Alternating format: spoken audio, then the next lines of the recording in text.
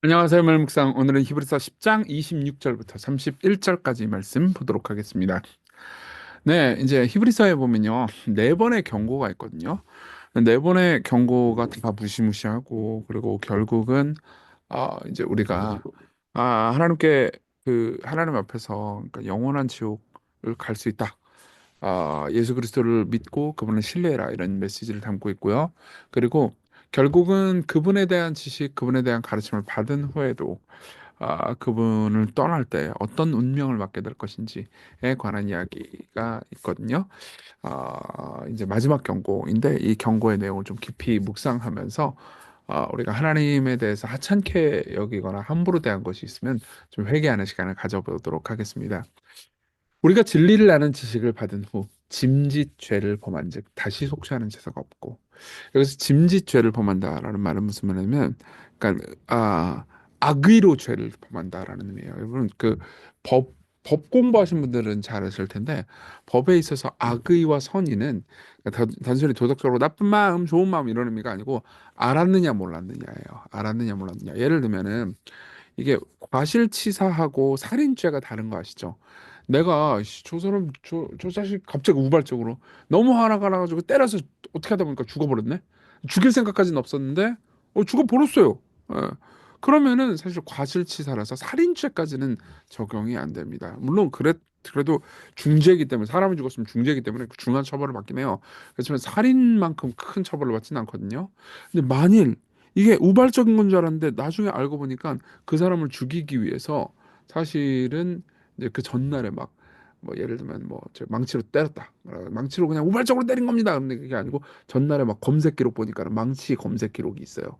막 이제 사람을 죽일 도구를 사실 미리 검색하고 있었다. 그러면 악의가 아니죠. 그러니까 몰랐던 게 아니에요. 예. 그 의도적인 거잖아요. 의도적인 건 살인이죠. 그러니까 법률적으로 악의는 알고 행한 것이고 그리고 의도적으로 행한 것을 가리킵니다. 근데 선의는 모르고 행한 것, 우발적으로 행한 것을 가리키는 거죠. 여기서 말하는 짐짓은 악의를 가리켜요. 그러니까 예수 그리스도가 오직 구원의 참된 도리라는 것을 들었고 이해했고 그럼에도 불구하고 노골적으로 그분을 거부하는 것, 이런 것들이 바로 짐짓죄를 범하는 거죠. 예를 좀 이따 들어드릴게요. 오직 무서운 마음으로 심판을 기다리는 것과 대적하는 자를 태울 맹렬한 불만 있으리라. 모세의 법을 패한 자도 두세 증인으로 말미암아 불쌍히 여김을 받지 못하고 죽었거든. 그러니까 율법에 보면은요, 하나님을 모독하는 거, 모욕하는 거, 신성 모독의 죄는 두 명의 일치된 증인이 있잖아요. 그럼 죽었습니다. 물론 그 두 명의 거짓말을 할 수도 있죠. 실제로 그렇게 해가지고 죽은 사람도 있긴 한데 그것은 굉장히 악한 재판이었고 그 이제 아합이 한 재판이었는데 되게 나쁜 재판이었어요. 보통 그 두 명은 서로 인간관계가 없음을 입증할 수 있어야 되고요. 서로 이제 짰다라는 공범 관계가 없어야 되고, 둘 다 그 현장에서 들어가지고 둘 사람의 증언이 완벽하게 일치해야만 증언으로 받아줬습니다. 근데 어쨌든 간에 그 두세 증인으로 말미암아서 불쌍히 여김을 받지 못하고 죽었는데, 하물며 잘 들어보세요. 하나님의 아들을 짓밟고 자기를 거룩하게 한 언약의 피를 부정한 것으로 여기고 은혜의 성령을 목되게 하는 자가, 지금 증인이 둘이죠. 하나님의 아들과 성령이요. 당연히 받을 형벌은 얼마나 더 무겁겠느냐. 너희는 생각하라. 그러니까 그 사람 증인 두 명을 거스른 것도 모세 율법에 따르면은 죽을 죄였는데, 성령과 성자를 무시하고 함부로 대했던 그런 죄가 얼마나 큰 죄겠느냐, 이렇게 이야기를 하는 거죠. 어떤 죄가 그런 죄인가요? 예를 들면은 실제로 하나님의 진노 그리고 영원한 심판 이런 것들을 싫다고 그래가지고 노골적으로 교리적으로 거부하는 죄가 있을 수 있습니다. 예. 우리 하나님은 사랑의 하나님이시니까 절대 이렇게 죄를 지었다고 그래가지고 하나님을 떠났다고 그래가지고 지옥에 던지시거나 진노하시는 분이 아닐 거야라고 생각한다면은 우리는 성경에 나온 하나님을 받아들이는 게 아니고 내 멋대로의 하나님을 창조한 것일 겁니다. 그것은 대단히 약한 것이겠죠. 예. 그래서 뭐라고 그러냐면 원수 갚는 것이 내게 있으니 내가 갚으리라 하시고, 또다시 주께서 그의 백성을 심판하리라 말씀하신 것을 우리가 아노니 살아계신 하나님의 손에 빠져들어가는 것이 무서울진저라고 이야기를 합니다. 원수 갚는 것이 내게 있으니 내가 갚으리라. 그의 백성을 심판하리라. 둘 다 구약에 특히 신명기를 인용한 것인데, 구약 성경에 이런 명령들이 있지 않느냐, 이런 약속들이 있지 않냐. 그 하나님을 함부로 대하지 말고 두렵고 그리고 경외하는 마음으로 대해라. 이렇게 이야기를 하는 게 오늘 본문에 대한 이야기입니다. 사실 좀 무섭죠. 근데 무서운데 그럼에도 불구하고 우리가 하나님을 제대로 알 필요가 있습니다. 제가 십자가에 대해서 많이 이야기하면서 하나님의 사랑에 대해서 이야기하는 경우가 참 많지만 그렇다고 해서 하나님의 진노를 여러분들이 건너뛰잖아요. 그럼 여러분들은 하나님의 사랑도 제대로 할 수가 없어요. 자, 적용해보죠. 첫 번째, 하나님의 진노를 두려워하는 겁니다. 하나님과의 오해가 생기는 가장 큰 이유는 하나님을 늘 우리 수준에서 생각하기 때문이에요. 그러니까 죄를 지어도 그 죄를 지은 대상이 얼마나 크고 위대한 대상인지를 우리가 자꾸 망각하잖아요. 그러면은 우리가 그냥 친구한테 그냥 뭐 한 대 때린 거 친구 이 정도로 죄를 생각해요. 아니에요. 예. 여러분 보세요. 예, 친구끼리 한 대 때렸다. 그러면 그게 나쁜 죄죠. 그렇지만 뭐 여러분들이 군인인데 이등병인데 뭐 포스타, 쓰리스타한테 가가지고 뒤통수를 쳤다. 어떻게 되겠어요? 예. 그건 그냥 엄청나게 큰 죄잖아요. 마찬가지로 하나님 우리 수준이 아니에요. 예. 하나님은 창조주십니다. 그분이 절대적인 분이에요. 그분이 우리를 사랑하셔서 아들을 주셨다라는 이유로 우리가 그분을 무시해서는 안 됩니다. 그분이 그토록 우리를 사랑하시고 우리를 용서하시고 인내하신 것이 엄청나게 대단하고 위대한 일이지. 그냥 그분이 우리를 사랑하시고 우리를 늘 용서해 주시고 말랑말랑 샤방샤방한 노래 맨날 우리가 부르면서 그냥 그분은 내가 죄를 지어도 사랑할 거야. 그러니까 나는 죄를 맘껏 지어도 돼. 여러분 그렇게 생각하면 하나님 정말 함부로 대하는 거예요. 여러분들이 하나님의 진노를 모르잖아요. 그럼 복음을 여러분들이 모르게 됩니다. 좀 이따 얘기해 드릴게요. 왜 여러분들이 하나님의 진노를 모르면 복음도 모르게 된다는 걸. 제임스 페커는 이렇게 얘기해 줍니다. 하나님의 진노에 대해서 옹호하면서 성경이 하나님의 진노에 대해서 말한다고 이야기를 하면서 그분의 진노는 의로운 진노다. 피조물의 도덕적인 악에 대하여 창조주 안에 있는 도덕적 완전함이 나타나는 정당한 반응이다. 죄를 바라는 데 나타난 하나님의 진노가 도덕적으로 의심스럽다기보다는 반대로 도덕적으로 의심스러운 것은 바로 이런 식으로 진노를 나타내지 않는 하나님일 것이다. 생각해보세요. 진짜 나쁜 짓을 저질렀는데 그런 나쁜 짓을 저지르고 정말 많은 그 사람 때문에 수많은 사람들이 피눈물을 흘렸는데 나는 무조건 사랑해. 난 다 용서할 거야. 난 히틀러도 용서할 거야. 그런 하나님을 여러분들이 예배할 수 있겠습니까? 정의롭지 않은 하나님이잖아요. 그렇죠? 당연히 진노하셔야 마땅하죠. 그분의 진노는 그분의 정의를 표현해 줍니다.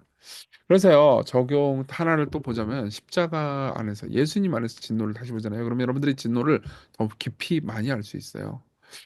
그분이 십자가에서 당하신 건 뭐죠? 나의 하나님, 어찌하여 나를 버리셨나이까? 예. 이 잔을 내게서 옮겨주소서. 이 잔이 뭘 가리키는 걸까요? 구약 성경에 보면 하나님의 진노의 잔, 진노의 술잔이라는 표현이 되게 많이 나옵니다. 그러니까 그분이 감당하기 힘들었던 건 뭐예요? 하나님의 진노였던 거죠. 사실 그분의 육체도 우리와 똑같은 육체였기 때문에 그분이 십자가에서 받은 육체적 고통도 어마어마한 것임에 틀림없습니다. 그렇지만은 그분이 받았던 진노가 훨씬 더 끔찍해요. 여러분, 사랑하는 가족으로부터 버림받으면 그 기분이 어떨까요? 너무너무 끔찍할 거예요. 아내로부터 버림받으면 어떻게 될까요? 진짜 끔찍할 겁니다.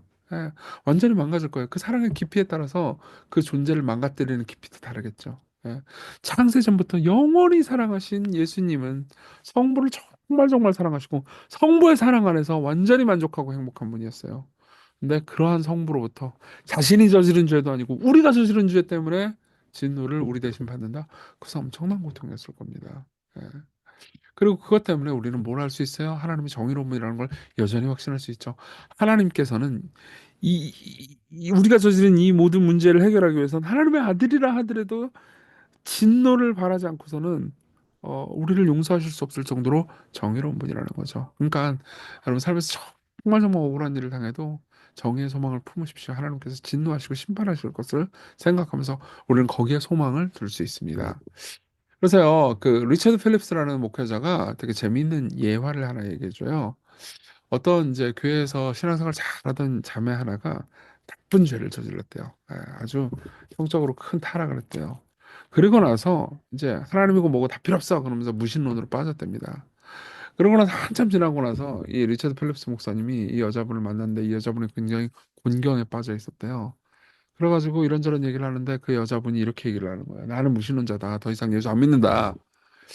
그래가지고 이야기를 듣다가 리처드 필립스 목사님한테 이 여자를 불쌍히 여기는 마음이 들었대요. 그래서 이렇게 물어봤대요. 당신이 죄에 빠진 것과 이 철학적인 확신, 즉 무신론 가운데 어떤 게 먼저인지 말해줄래요? 철학이 당신에게 죄를 납득시킨 건가요? 아니면 죄가 당신에게 철학을 납득시킨 건가요? 무슨 말이죠? 죄를 짓고 나서 용서받지 못할 것 같은 그 두려움이 신은 없어! 라고 당신을 말하게 만들었나요? 죄가 먼저였나요? 아니면 이성적으로 따져보고 논리적으로 계산해보니까 무신론이 맞는 것 같아가지고 내가 죄를 지으면서 살아야지 이렇게 결론을 내린 건가요? 당연히 죄가 먼저였죠. 예. 용서받을 것지 못할 것 같으니까. 예. 나보고 죄인이라고 말하는 그 하나님이 싫으니까 하나님 없다고 말해버린 거죠. 예. 놀랍게도 그녀는 갑자기 눈물을 쏟으며 자기가 죄에 심히 빠진 후에 무신론이 자기를 사로잡았다고 인정했습니다. 그리고 그래서 나중에 이분은 이제 회심해가지고 다시 그리스도 안에서 쉬게 되었다. 이렇게 이야기를 하는 걸 보았습니다. 여러분, 그분은 사랑이시고 자비로운 분이십니다. 예. 근데 그분이 사랑이시고 자비로우신 분이라는 것이 여러분들이 그분을 함부로 여기거나 무시하거나 혹은 만홀히 여겨서도 된다는 의미는 절대 아니에요. 죄는 진짜 하나님을 슬피시게 하고 분노하게 하는 겁니다. 여러분 계속해서 반복된 죄에 빠져 있으면서도 하나님께 자꾸 회개하지도 않고 이게 당연한 거라고 생각하고 오히려 성경을 무시하면서 성경이 분명히 그걸 죄라고 말하고 있는데도 불구하고 에이씨 이 정도는 죽임이 조선시대냐 막 그러면서 이 정도는 다 짓는데 여러분 그렇게 생각하고 있다면 정말 정말 회개하십시오. 예. 하나님을 함부로 대하지 마십시오. 예, 오히려 두렵고 경외하는 마음으로 그분을 대하시고 십자가를 다시 바라보고 용서를 구하세요. 예, 우리 같이 이 두 개의 기도 제목 여러분 보면서 함께 기도했으면 좋겠습니다. 기도하겠습니다.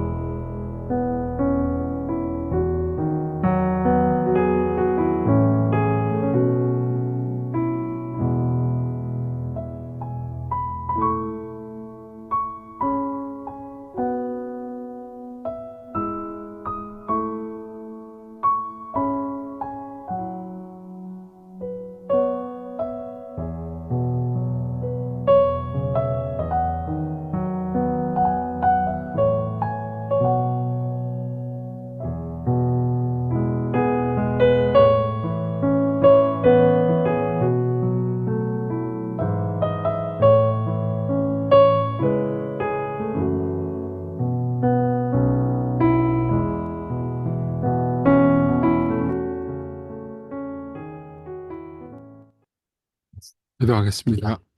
은혜로우신 하나님, 하나님이 정의롭고 진노하시는 분이라는 것을 우리가 다시 깊이 생각합니다. 그리고 십자가에서 우리가 마땅히 받아야 되는 진노를 대신 감당하신 예수님을 생각합니다.